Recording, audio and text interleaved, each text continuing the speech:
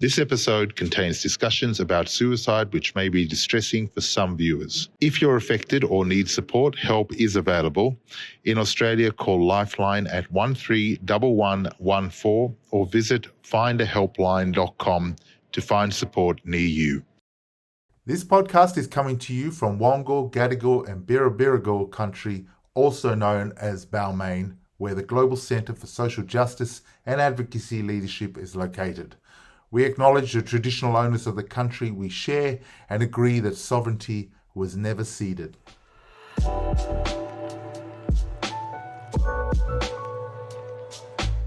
Hello and welcome everyone to this episode of A Just a Generation. We're coming to you from Gadigal, Wongal and Birrabirragal land here in what is now known as Balmain. And I'd like to begin by acknowledging the traditional owners and custodians of the land on which we meet today and pay my respects to elders past, present and emerging. Today, it is our great pleasure to welcome to the podcast prominent South African human rights and environmental justice activist Kumi Naidoo. Kumi was 15 years old when his mother died, a tragedy which sparked his radical transition from being a shy child into becoming a lifelong freedom fighter. Kumi was a young leader in the 1980s school boycotts against apartheid in South Africa, which eventually forced him into exile in the UK until 1990. Upon his return to South Africa, Kumi was involved in the legalization of the African National Congress, and he has since never ceased his activism for social, economic, and environmental justice. Kumi was International Executive Director of Greenpeace International and the Secretary General of Amnesty International. He is currently President of the Fossil Fuel Non-Proliferation Treaty Initiative and Global Ambassador for African Rising for Justice, Peace and Dignity. It's an absolute privilege to have you join us, Kumi, and thank you for being our guest on A Just a Generation. Thank you, Alopi, and really wonderful to be with you and your listeners. In your recent memoir entitled Letters to My Mother, The Making of a Troublemaker, you write about how your grief and anger after the loss of your mother provided the fuel for your activism as a very young teenager.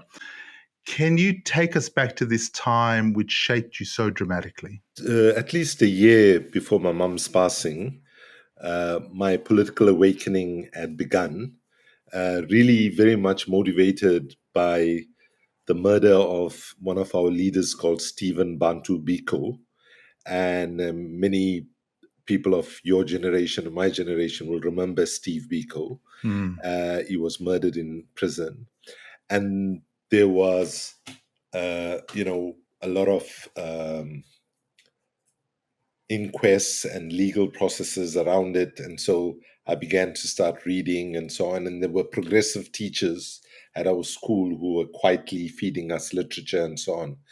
So, but like all parents in apartheid South Africa, parents were very scared for their children to get involved in the political struggle because it meant death, detention, banning orders, repression, getting expelled from school and so on. So I would say that even before my mum's suicide at the age of 15 when I was already sensitized and was beginning to keep my scrapbook of whatever articles I could collect and paste it and all as you do as a young kid.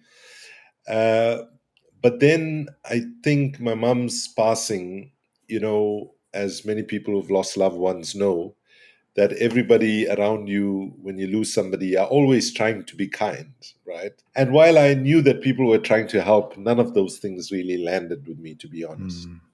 But what did land with me was an activist friend of my dad's, Uncle John, who basically said to me in a very honest way, said, "My boy, I don't know how you recover from something like this, right? I don't want to pretend. But what I do know is whatever pain you are feeling, you need to know that there are people in our country, in our continent, Africa, and in the world at large who are suffering so much more than you are. People who don't have food to eat, people who don't have shelter over their heads, and so on. If you want to do something good with this moment that you find yourself with your pain and your trauma, live with purpose.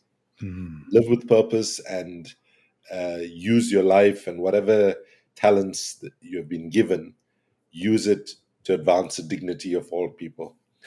And that was advice that I took quite seriously. He never said I should not grieve, right? He just said live purposefully, right? And it so happened that 2 weeks after my mum's passing, there was a national student uprising, high school students standing up against the inequality in the education system. Uh, in fact, the first march I participated in, the slogan at the front of the march was, "We want equality, we want equality." By the time the slogan got to the back of the march, the younger kids were chanting, "We want a color TV, we want a color TV," because they thought that was the slogan at the front of the march. And if I'm brutally honest with you, at that age, I wanted a color TV and equality almost equally, and both appeared equally unattainable at that point in my life.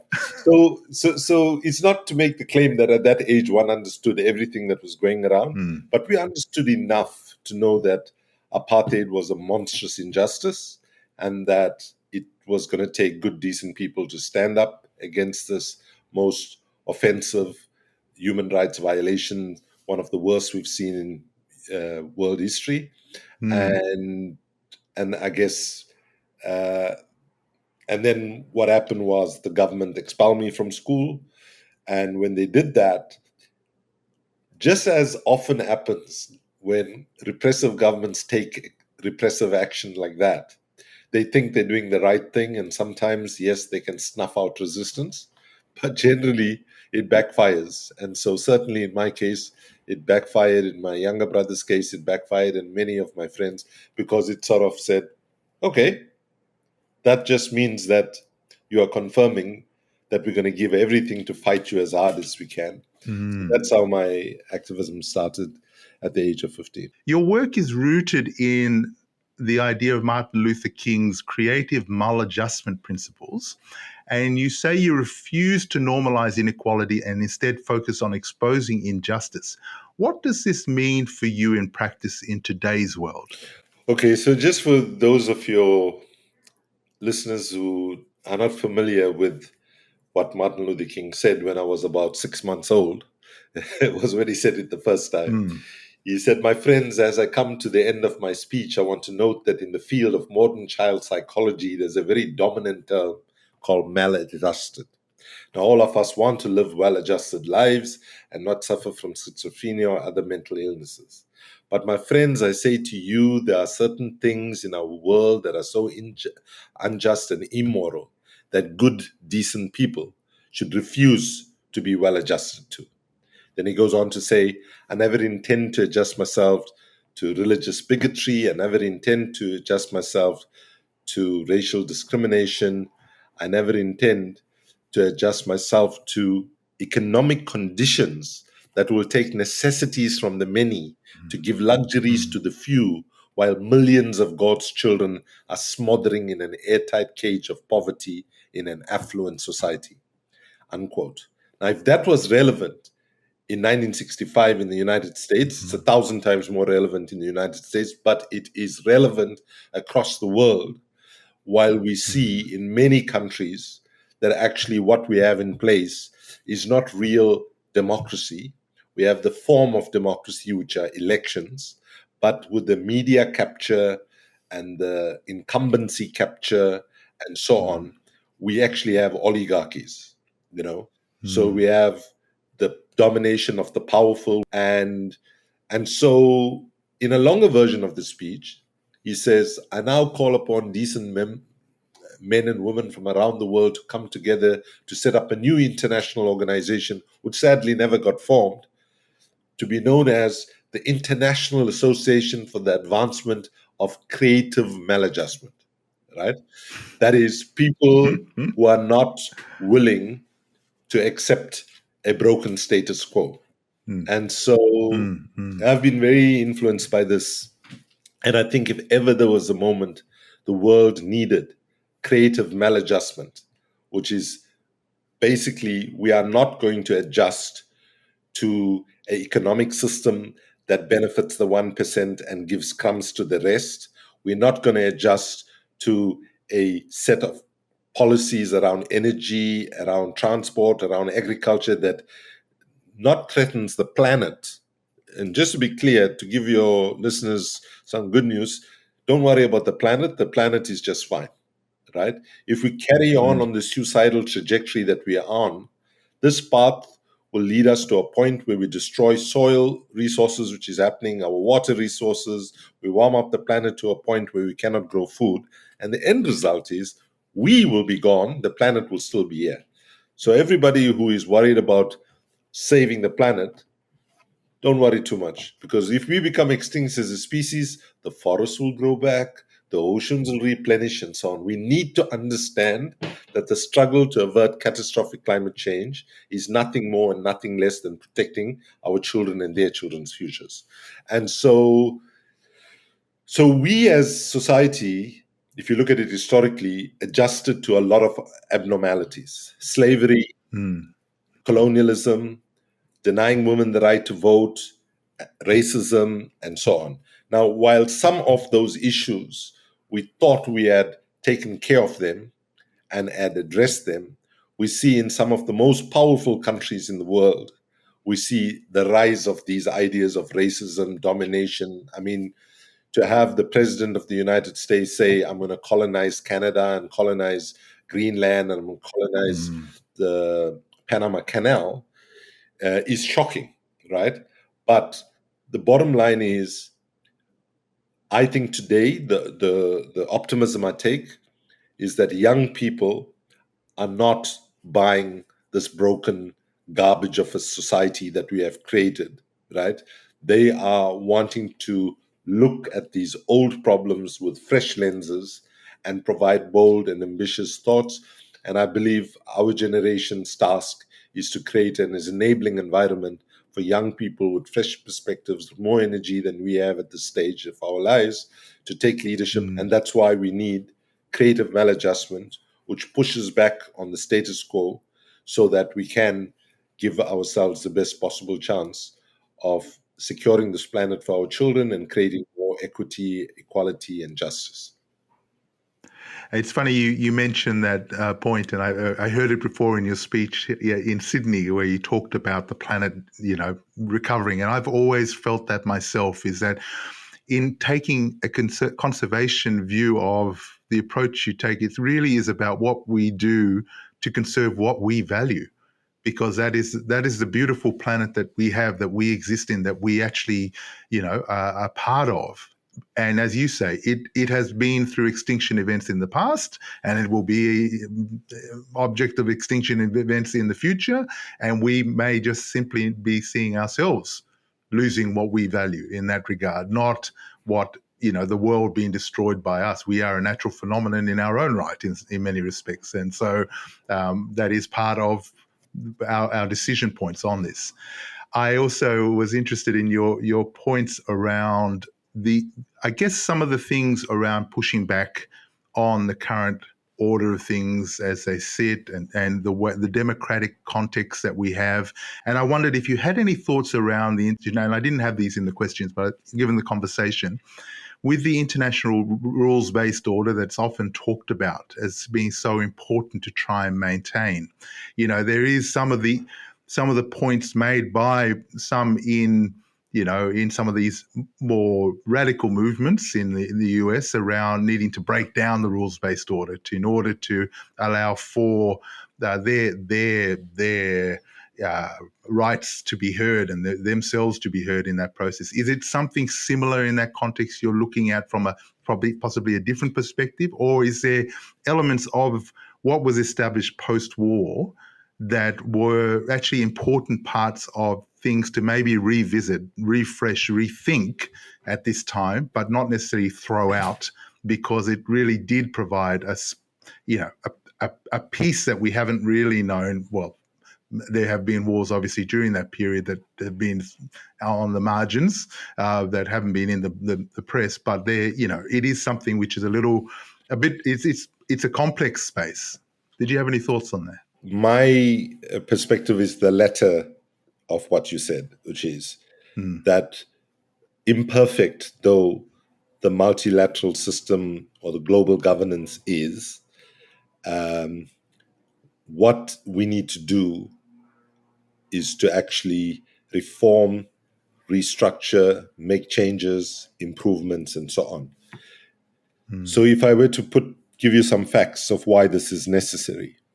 So if we look at the world today, if we look at what we call the global south and the global north these days, or what in the old days they used to say third world, first world distinctions. If we look at the global south, what we have is 88% of the world's population lives in the global south, right? And if we look at our global governance institutions, the World Bank and the IMF, which is completely dominated by the global north, it's governed by a $1 one vote system, which means even though they have been making decisions that affects all the peoples of the world, the dominance of who makes those decisions has been disproportionately, if you want, the less than 15% of the world's population, right? Then if we look at the United Nations itself, right? So, why should France, Britain, China, Russia, and the US have the veto, right? So basically, you can say, okay, population size. Okay, if you use population size as a criteria, then it should be, yes, Russia, China, and the US are substantial population size. Britain and the US are as being superpowers, right? Why should they have the veto, right?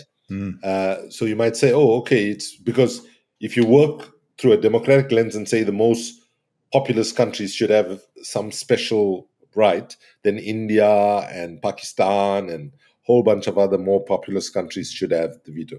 But then if you say, well, okay, France and UK need to have a veto because they are possessors of weapons of mass destruction through nuclear weapons, then you have to say, okay, then you have to have India, you have to have Pakistan, you have to have Israel, you have to have North Korea, none of those things. So basically, the global system that we have suffers from very many deficits: a democratic deficit, a coherence deficit, a compliance deficit, which means like we have all these expensive conferences, people go to them, and then the level of compliance to those decisions is so low. And then these three deficits gives you two other deficits, which is accountability and a transparency and a legitimacy deficit, right? So let's be clear, the global system was not working well for the majority of people on the planet. No. However, the irony is it was working very well for the United States, the country that wants to break the entire system, right?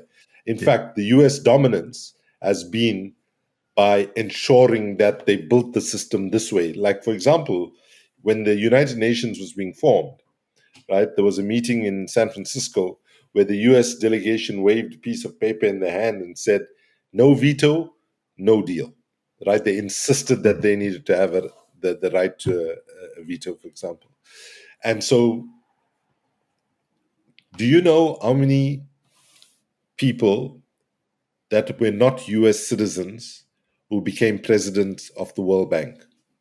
Do you know how many non-Americans became president of the World Bank? I can't think of any. Well, actually, But maybe you can correct no, me. no, Yeah. you are right.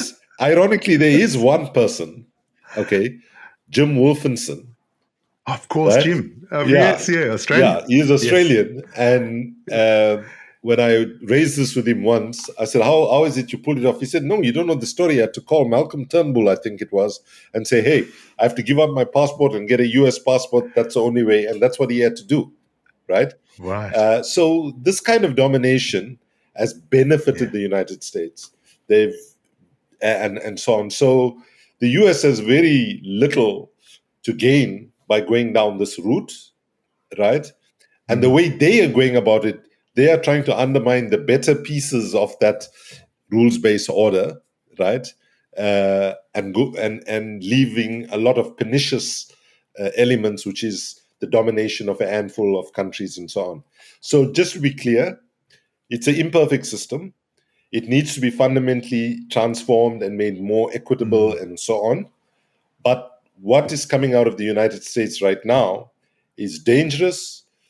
I would argue that it actually will contribute to the US decline as an empire. I think you are seeing the beginnings of the end of the US empire as a result of some of these panicked actions that they are taking. But sadly, it's going to impact on working class people in the United States and poor people across the world, because when you do these kind of weird tariff based on weird calculations, imposing tariffs on penguins in an Antarctic island. I don't know whether you know about this. Well, they were part of Australia as well. That's the interesting thing. McDonald and Heard Island are part of the Antarctic territories that we claim. See. But that was where it was in the press here saying Donald Trump is putting tariffs on our penguins. So it was. So basically, the way the current U.S. administration is going about it is not the most thoughtful, most helpful. My understanding of history and economic history, particularly, is that this could actually lead to, for sure, the U.S. is headed for a recession. I can put my neck on the block for that. The only question is whether it will move from a recession to a full-blown depression, which some economists are anticipating in fear. And of course, a depression in the US, given its economic embeddedness and dominance in the world, will affect people all around the world in quite devastating times, in ways at a time when we simply cannot afford to, because we need to have our attention on how we make the transition from an economy that's driven by dirty fossil fuel-based energy to an economy that's driven by clean, renewable, green-based energy. This is a perfect segue into the next question. Could you tell us a little bit more about the Fossil Fuel Non-Proliferation Treaty Initiative and what it is you're trying to achieve through your advocacy efforts on that front? Okay, so here's the first question we must be asking ourselves. What is the major cause? What causes climate change? And I think this is a reflection of weaknesses on the part of people like myself, that we have not yet communicated this simple question as clearly as possible. So 86% of the cause of climate change is our addiction to oil, coal, and gas, what collectively we call fossil fuels. Now, the climate negotiations started in 1992 in Rio, Brazil, at the first Earth Summit. And you'll be surprised to know that it took 28 years, right, of annual 2-week negotiations with many other pre-meetings each year and so on, before fossil fuels was even mentioned in the outcome document. That is as bizarre as if, say, Alcoholics Anonymous, the organization that does amazing work to support people who struggle with alcohol addiction, having conferences for 28 years, and it takes them 28 years before they can mention alcohol in the outcome statement of their conference. Staying with that analogy, which also answers the question, why is this so? The reason why this is so is the power of the lobbying capacity, the financial power of the oil, coal, and gas industries. So if you stay with Alcoholics Anonymous example, because the largest delegation each year to every climate negotiations is not the United States, not the European Union, it's the lobbyists of the fossil fuel industry. So that's as bizarre as the largest delegation to an Alcoholics Anonymous conference being the alcohol industry, right? So given that, when we look at what we've been trying to do over the last 3 decades, if I were to put it in a image that hopefully people can understand easily. Imagine, right? You come home from work, you enter your house, you go to the bathroom, you see there's water coming out of the bathroom, and you discover that you've left the tap running and the bath has overflowed in the course of the day, right? You see the water coming out of your bath. You grab a mop as you see the water and you go there and then you say, oh my God, the tap is running, that's why the water. What do you do first? Do you start mopping the floor first, or do you first go turn off the tap and stop the problem, and then you start mopping up the mess, right? What we've been doing is we've left that tap of poison of oil, coal, and gas continuing to leak, and we've been, trying to, deal with its effects. So, of course, we know that we can power our societies with renewable energy if we acted with political will and so on. But take Australia as an example. Australia, in terms of what it presents to the United Nations in terms of its Paris agreements, on paper it doesn't look bad. They say, hey, in terms of our domestic emissions, right, we are doing really well in, say, the state of South Australia, for example. About 70% of the energy production used there is solar and wind. That sounds great. But what many Australians don't realize that the Australia is actually a petro state, right? Right? Because there are only two other countries that exports more fossil fuels than Australia does, and that's Russia and Saudi Arabia, right? So if we fail to shut the flow of fossil fuels, we are kidding ourselves that we are making a difference. So it is in this context, right, inspired by the efforts of President Anate Tong from Kiribati, who already in 2015, when I visited with him, when I was head of Greenpeace, launched the International Coal Moratorium, right? And at that stage, we had a slightly different view. It was about splitting the coal industry from the oil and gas industry because they were all quite united, and coal is worse than oil and gas. So there were people in the oil and gas industry saying, hey, maybe we should dump the coal folks and so on. And we did actually push them apart as a result of it, but very few governments actually picked up on that call, right? So I joined the Fossil Fuel Treaty Initiative in its early days as a volunteer champion because I recognized that this is the complementarity that we need to the Paris agreements. Just to be clear, we are not saying that we want to undermine the Paris agreements and so on, but we know that the Paris agreements is not binding, right? In fact, we jokingly used to say in Copenhagen at the climate summit, the COP, when we were there, we were calling for a fab deal. Not a fabulous deal, but a fair, ambitious, and binding deal. And what we've got there since 2009 right up to today, we've got a FLAB deal, FLAB, full of loopholes and BS, right? And so what is the Fossil Fuel Treaty Initiative then? It is about encouraging high ambition countries who see the reality of what the science is saying. But today we don't even need science, actually. Science is very important. Let me not be misinterpreted here. But today, extreme weather events, I was in Australia when cyclone hit the Gold Coast, the Gold Coast recently, and I went and visited communities while I was there to get a sense of what was happening. So, bottom line is,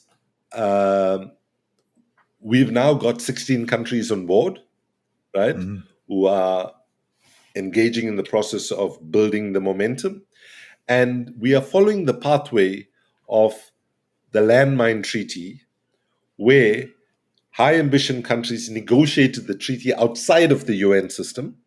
About 44 countries were the initial signatories, and then they took that within the UN system and got it adopted. So we are hoping that by the end of this year, by the time we get to the COP in Brazil, we will have enough countries on board and we can begin to plan for negotiations to start next year. What do we want the treaty to say, right? One, we want countries to say, given what we now know, it is criminal for us to be starting new fossil fuel projects. So we want to say no fresh investments in fossil fuel projects. Second, we're saying we need countries to commit to the fastest possible phase out. Now, interestingly, of that 16 first moving countries, there are 2 fossil fuel exporting countries like Australia in the mix, Timor-Leste as well as Colombia.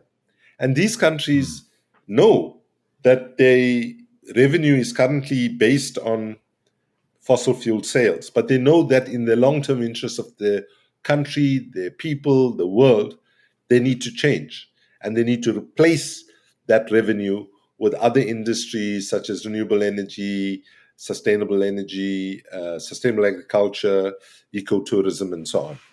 And so we are both a top-down and a bottom-up campaign. So let me explain what I mean by that. Treaties are made by national governments, right?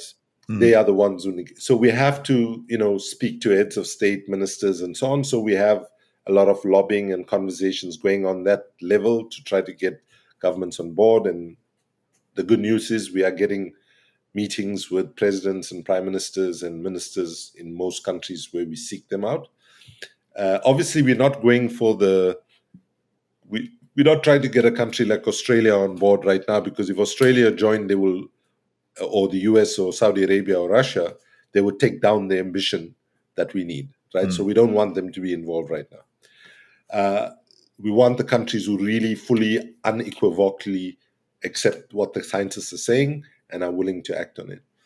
And so in terms of phase out, it'll be different for different countries about what's negotiated in the treaty.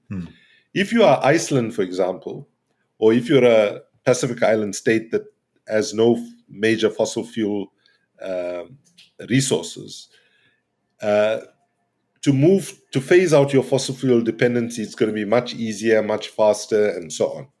But if you're a country that is dependent on fossil fuel exports and so on, your phase out process is probably going to be a bit more longer. So what I envisage for the phase out negotiations, there'll probably be countries clustered in different types based on their realities. But the third and most important thing is to make sure that we do this in a fair, just, and inclusive way, and that we don't punish either workers or communities that have historically dependent on the fossil fuel industry.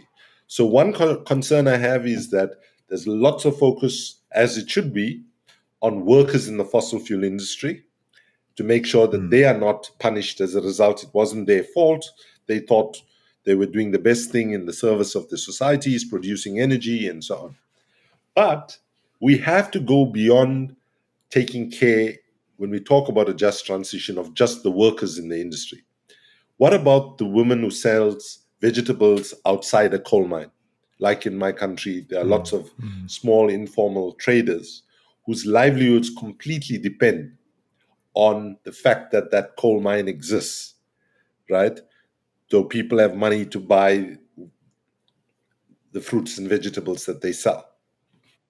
So we have to be thinking about how do we also support communities that might also be impacted beyond just workers that work in the fossil fuel industry. So that's what the fossil fuel treaty is about. The bottom-up stuff is very exciting, where we've got more than 2,500 civil society organizations that are part of it, from the World Council of Churches to Greenpeace, Amnesty, and most organizations that you would imagine are there and growing. There are 22 banks that have endorsed.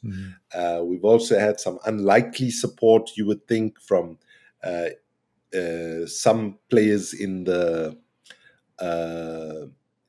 big industry, some big banks. Fortescue in Australia has also stepped forward to endorse the idea of the treaty. So we expect, there'll be a range of people in industries that are not dependent on fossil fuels who are going to join, because they know that the future of their companies is going to depend on us getting a fix on climate change. And then importantly, we have the base units of democracy, meaning local governments and states or provinces who are joining, and we have more than about 150 of them that are on board, including the state of California, in the US, Sydney in Australia, Newcastle, by the way, a big coal producing city in Australia, has also endorsed the idea of the treaty, and of course, the Australian Capital Territory as a state has endorsed it as well. So the one thing that we are saying to people right now, if you don't know how you can contribute, get your city council and get your state to endorse, wherever you are in the world, the treaty, because that's about building pressure bottom up on national governments to do the right thing. Can I just explore this a little bit in terms of how this will apply to areas of what we know now as the global economy, in terms of, the reason I raise this is that there was a recent meeting of the IMO, which is the International Maritime Organization, and a bit of views expressed that not enough is happening in that space. But obviously, there are some real challenges in shifting some of those industries that are critical in some respects in terms of logistics and supply routes to the islands in the Pacific, for instance, that really are not easily transferred into a battery powered ship or or some other form of energy, and where they're still burning dirty fossil fuels like diesel in order to get goods to market and to transfer. Has there been thought in the process that you're going through with the non-proliferation treaty to be thinking about what needs to happen in those spaces, or what advocacy needs to happen to hasten some of that innovation and change? Excellent question, Alopi. And the answer to that is yes. So during the UN General Assembly last year in New York, in September 2024, we held, as a treaty, a meeting with about 40 investment houses, right? Where we were saying to them, listen, we cannot rely on public finance alone, even though there should be public finance to help poor countries transition and so on, because these are commitments that the dominant countries made. And in the past, when we were lobbying insurance companies and banks and so on, big investment houses, they would say, you know what, our investors are happy to make the move to clean energy and so on, but y'all don't have absorptive capacity, meaning that the scale of the investments in fossil fuels are so large that oil, wind and solar and so on is much too small. Today, that's not the case. The government of Colombia is sitting with $40 billion of shovel-ready proposals, right, to make the transition. They've got 4 ministries that have developed plans and so on. So one of the things we are keen to do right now is to support the creation of a Just Transition Investment Fund, where we get more investment houses to come together, partner, collaborate, and support countries like the Pacific Island states, for example. So, for example, in terms of the solar and wind potential on Pacific Island states, it's humongous, right? It can power completely. All its energy needs could be met by solar and wind. It's just the transportation which is an issue, and therefore we need to be working on what's called bunker fuels, which is the fuels used in shipping, and try to, improve our energy efficiency of shipping, because I know that there's a high dependency on food and so on being brought from outside. So, so I think, this is not rocket science, Alopi, really. If there was political will, we can make this change. We cannot change the science, right? Let's just be clear. We cannot change the science. Thankfully, what we can change is political will, and political will, thankfully, is a renewable resource. And we can vote them out of power in many countries around the world, and hopefully people will be doing that with greater frequency when governments deny the urgency of where we are in terms of addressing the climate crisis. It's amazing work that you're involved with, Kumi, and I just think it brings back memories of the nuclear-free treaty process that started in the Pacific, and it was really because of the Pacific's experience with nuclear testing that really drove that agenda. And similarly, with the Pacific's experience of climate change, that is the real motivator for the reason why the Pacific is so active in the space and wants to see change happen. So, Well, the Pacific, let's just be clear. The Pacific is the leader of this movement, right? Of the 16 countries that are on board at the moment, the overwhelming majority of them are from the Pacific, right? So the world owes a major debt to the leaders and the peoples of the Pacific who have spoken with such eloquence and such passion, whether it is, that slogan 1.5 to stay alive, which came out of the Pacific, which kind of, by the way, I learned that in July 2015 when I was in the Pacific. And then 6 months later, I met some of my new friends in the Pacific in Paris, the climate negotiations, and they invited me to say a few words at a event that they had within the climate negotiation space. And I was going to start my words by saying 1.5 to stay alive. And then a friend from the Philippines, Liddy Nakpil, who is one of the leaders of the climate justice movement globally, said, no, the slogan has changed. And the new slogan was 1.5, we might survive. 1.5, we might survive. So from bringing that sort of urgency, and, to be honest with you, before I heard that 1.5 was just a jargon, even to me, right? How do you so from that, giving us the messaging to how arts and culture has been used to move people. So, people might know the Pacific Climate Warriors who embraced cultural forms, singing, and so on. And today, one of the most powerful communicators of the climate crisis globally is a band from the Pacific called This Is Our Home, right? Who have performed with Coldplay and have been on global citizen stages. They are a big part of the emerging, energizing global artivism movement where arts, culture, and activism comes together. So the Pacific is punching way above its weight. And I wish I could say all of the Pacific is punching way above its weight.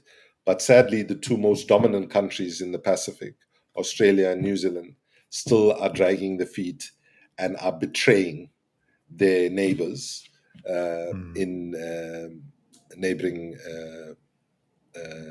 Pacific Island states. And let me just say that I'm glad you raised the issue of the Nuclear Non-Proliferation Treaty, because if you remember that, what you found was many cities, even in Australia and New Zealand, were declaring themselves as nuclear-free zones, right? And so when I talk about the bottom-up thing, we need to be getting cities to say we want to be fossil fuel free zones, so that it's not going to be as easy as nuclear, because nuclear had not yet come, whereas fossil fuels is everywhere. everywhere. Yes. But it can be done with political will, because the reason it can be done is because we have to do it. If we don't do it, humanity is on a suicidal trajectory, with the consequences being devastating. And let's be clear, people ask me the question all the time, is it too late to address climate change? I do an exercise when I speak to people these days. I pose a question to them where I say, where are we as humanity in addressing the climate crisis? And I give people three options. Option one is no reason to panic. Everything's fine. Our political and business leaders will sort it out. Just chill, right? Option two is we are in a crisis, but the window of opportunity is still there, fast closing, but it's still there, and we still have the capability to broaden that opportunity and reverse directions. And option three, I use a sentence from my country from a language called Afrikaans that is derived from Dutch, but I hope most of your listeners won't need interpretation for, which is option 3 is ons is deep, deep, deep in the kak, right? Right? It's the too late option. And when 10 years ago I was doing the exercise, there would be at least about 5% of the people that were in option 1, and virtually 3% of the people in option 3, and majority were in the middle. Today, whether I talk to a business audience, whether I talk to the Rotary Club, whether I talk to a climate audience, nobody puts up their hand for option 1 any longer. That we can trust our politicians and business leaders. Option 2 is still where the majority of people's views are. And then option 3 is now you're having between 10 and 20%, sometimes a little bit more, people putting up their hands for option 3. So, and I want to say to everybody listening, right, given what's happening in the world at the moment, it's a very painful and difficult time. But I would want to say that the moment of history that we find ourselves in, pessimism is a luxury we simply cannot afford. And the pessimism that justifiably emerges from our analysis, our lived experiences, and our observations can, must, and should be responded to by the optimism of our thought, our action, our creativity, our courage, and our sense of humanity. So, yes, it is true that probably more people will die, more infrastructure will be lost, more coastal towns and cities might be overwhelmed.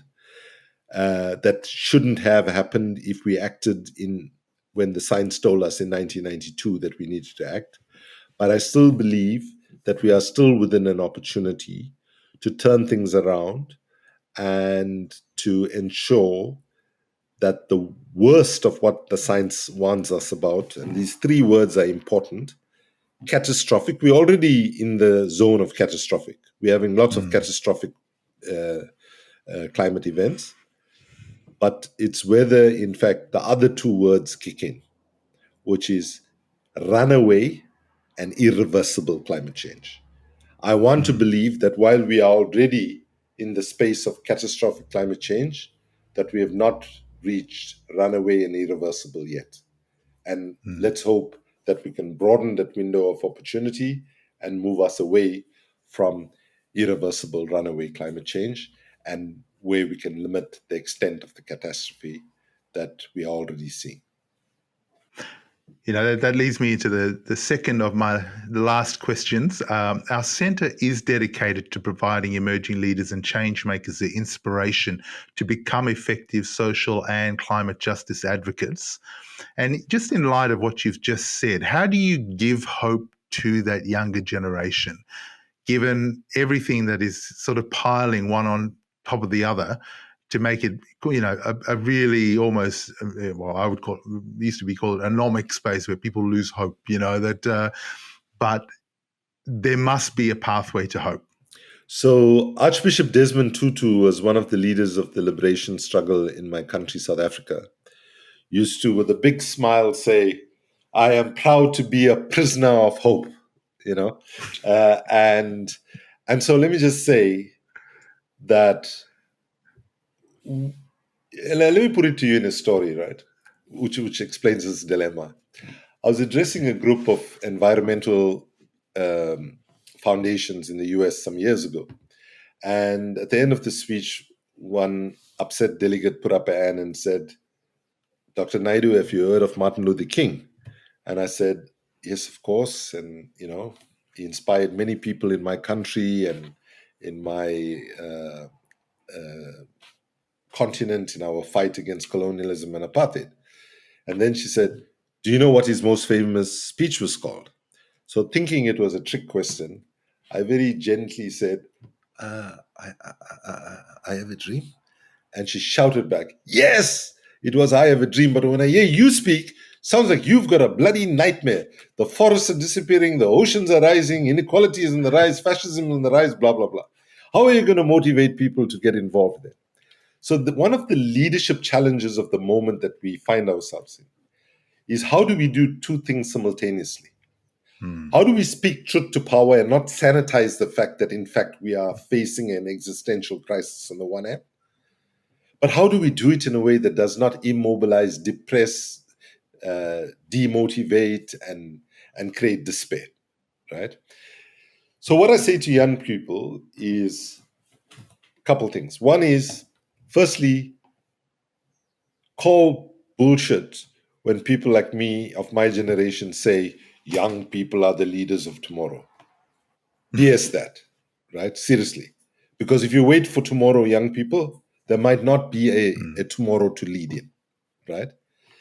Two, my generation has run out of fresh ideas. We are contaminated and indoctrinated by bad, broken policies and practices. And many in my generation, especially those in power, cannot imagine reorganizing society in a way that's fair and more just. Young people need to take leadership right now, including considering in larger numbers running for political office, whether at the city council, the state level, or even at the national level, right?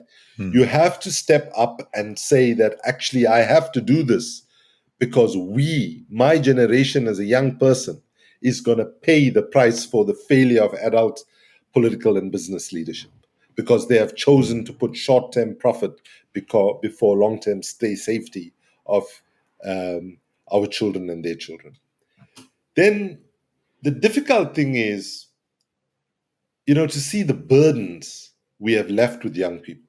It really is very painful for me, right? I'll give you an example. I was in a march in New York in September 2019 with tens of thousands of people as part of the climate mobilization. And there were two sisters carrying a sign that said, "Sorry, mama, you won't be a grandma," right?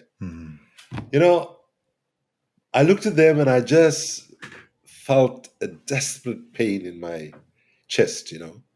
And then since then, I've had so many young people, especially, by the way, young girls, who ask the question, so it's irresponsible, right, to have kids?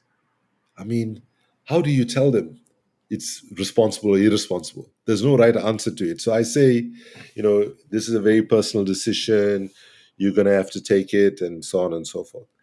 But the fact that we have left our children with so much of eco-anxiety and climate anxiety, we should all put our heads down as parents and grandparents and say, man, we're failing our kids, right? So to young people, I say, please do not believe that any of this is your fault. And I want to apologize to young people that you are having to step out and mobilize in the ways that you're doing. And by the way, it's not coincidental that Fridays for the Future, this high school-based movement, if you go country after country, almost most of them, the leaders are young girls, right? Disha Ravi in India, Luisa Nunabe in Germany, Greta Thunberg in Sweden. I can go on, Vanessa Nakate in Africa, right? So, you have young women who are really taking leadership, and I hope that happens more. So, but young people, they don't take any of our BS, including mine, right? So I was in a meeting recently where a young woman from Samoa, whose parents work at the UN in Geneva, and she was in the audience. And so I do my whole spiel. I say how big the crisis is, and then I say we need to be optimistic and fight hard and so on. And she put up her hand and she said, how can I be optimistic? You know, and I know Samoa is probably never going to survive, right? And then I said, the way I'll put it is, Samoa is facing much higher vulnerability than most other countries along with other Pacific Island states. But let's not give up on the fact that we can still turn things around. And, She breaks down crying. I break down crying. I go and hug her. And then I feel this terrible sense of conflictedness in myself, right?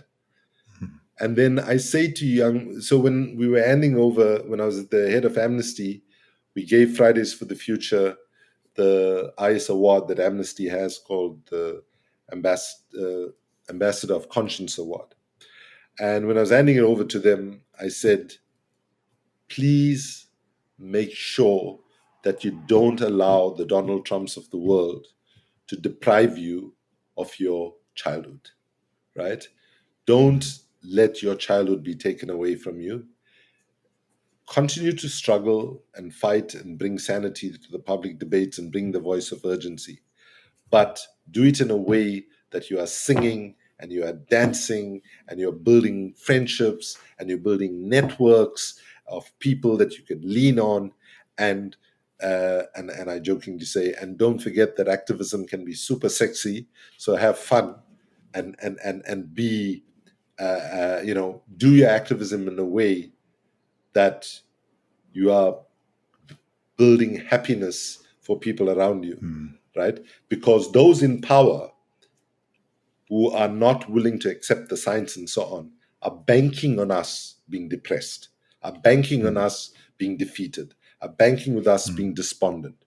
And we must not give them that courage. And then, okay, I get pushed further by some young people who then say, but listen, look at the science. We're almost at 1.5 degrees already, right? And at 1.5, we are already seeing such extreme weather events, right? At 1.4, we're already seeing, once we surpass it, things are critically bad, man. Things are bad. Well, then I say, let's for a moment assume that you are right.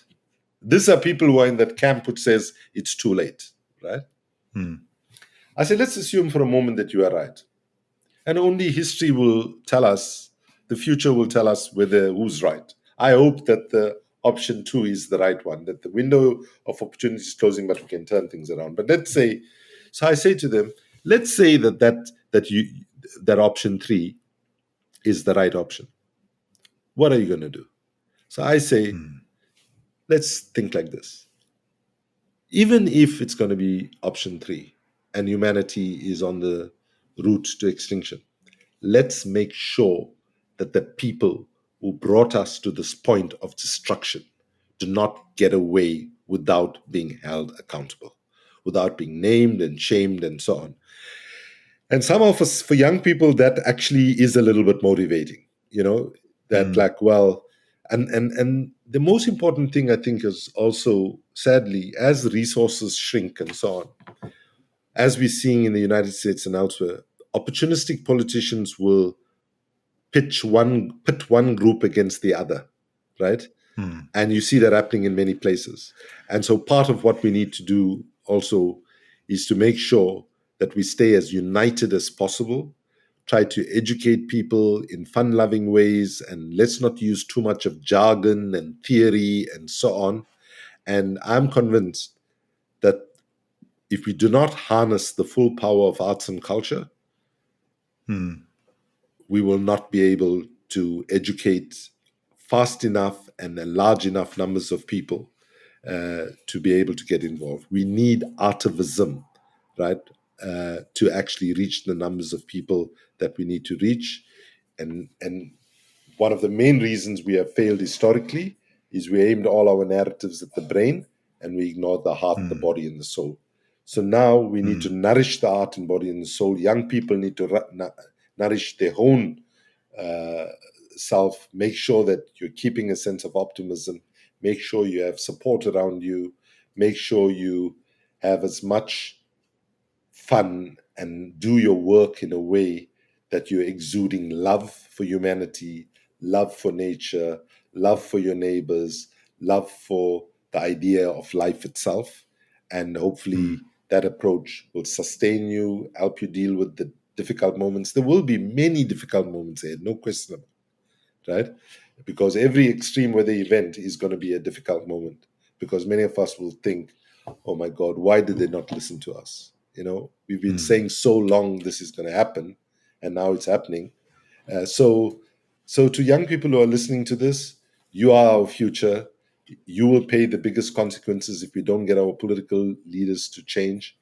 And your first step is if you can get your parents and your grandparents to get with the program and use their voices to put pressure on government and business leaders, that would be the first most powerful thing you can do. Amazing. This obviously leads to my last question. It's a question I ask all our guests. If there were three things you would advise your younger self in lieu of what you know now, what would they be? So the first thing would be understand that the way we have tried to seek a fairer and just and sustainable world has been wrong, right? That we've tried to do it in silos, right? Amnesty on human rights, Greenpeace, WWF, Friends of the Earth on environment, Oxfam on poverty, just to use some global names, right? And that was a critical, fatal error, right? So my first thing is, I would say today what we need to do is turbocharge intersectionality and understand all these different struggles are connected to each other, and ordinary people don't have like one part of the body, oh, this is my environment part, this is my, economic justice part, and so on. We live wholesome lives, right? And so the one thing is, I would have embraced intersectionality in a more powerful way than I did when I was young. The second is, I arrived at understanding the threat of climate justice because my climate injustices was because my then 13, 14-year-old daughter basically said to me, Dad, it's pathetic.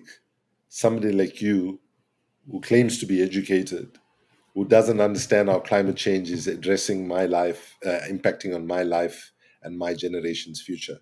When I was approached for the amnesty job, I said, when I was approached for the Greenpeace job, when they approached me, I was like on 19th day of a hunger strike to put pressure on the South African government not to support the dictatorship of Robert Mugabe in Zimbabwe. And and and I said, well, I told them bad timing, and she said, I won't talk to you if you don't give it serious consideration when you finish your stupid hunger strike, right? So I wish I had understood that human survival on this planet requires nature to be healthy, right? So that's the other thing I would have done. The third thing I would do is what I try to say that young people should do now, is don't be as serious as I was, right?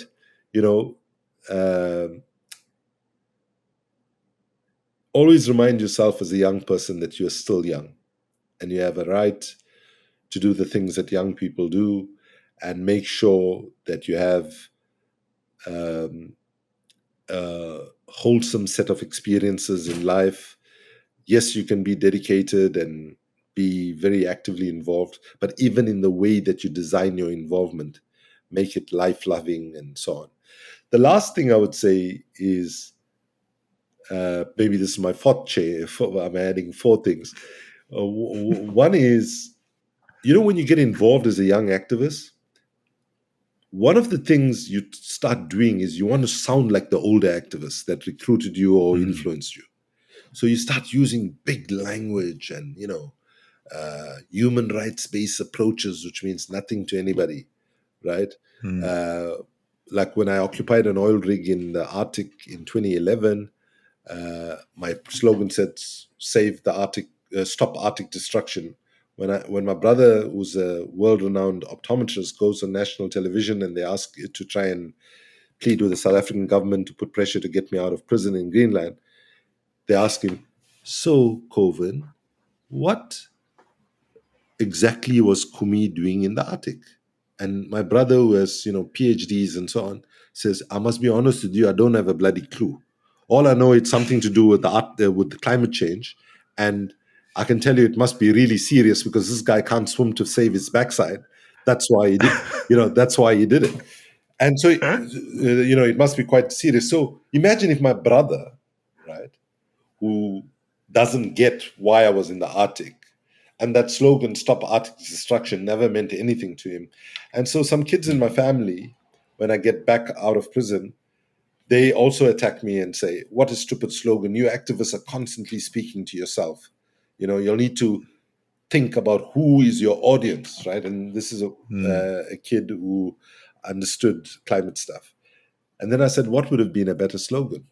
And she said, "Well, for starters, save Santa Claus now." But you think about the brilliance of what she was saying you activists are constantly projecting your consciousness on us, right? What you'll need to do is humble yourself, understand where people are.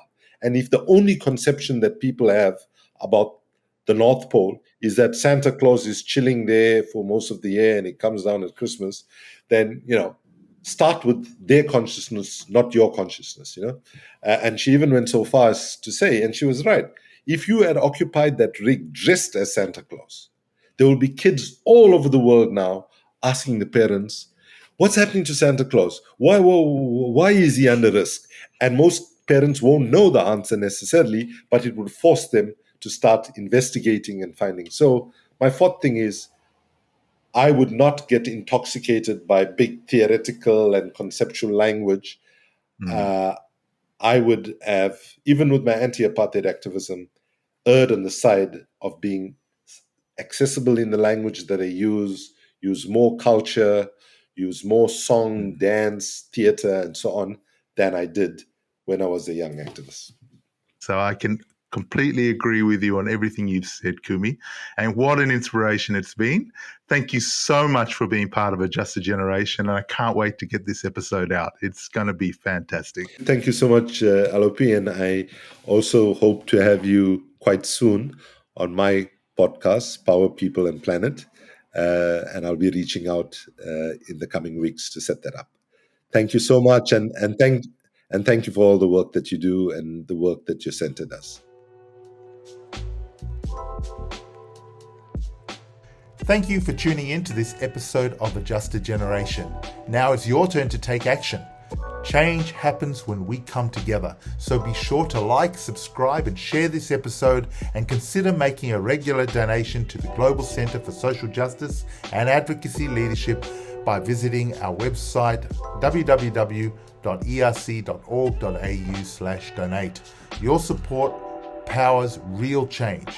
Together, we can build a juster generation for all.